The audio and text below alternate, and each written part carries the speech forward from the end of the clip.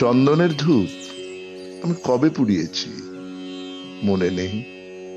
মন আর স্মৃতিগুলি ধরে না আদরে। সংশ্লিষ্ট চন্দন এই অবহেলা সহ্য করে গেছে, কখনো বলেনি কিছু।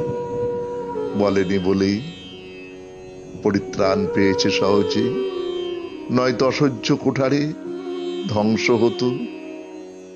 আমার সংহার মূর্তি দেখেছে চন্দন একদিন কিশোর বয়সে, সেই অভিপ্রেত সুকালে সময়ে দেখেছে, এবং একা একা ভয়ে রহস্যে কেঁপেছে, বলেছে আমার দুটি সুগন্ধি কৌটায় হাত রাখো, পায়ের নখর থেকে চালিও না শিখর অবধি।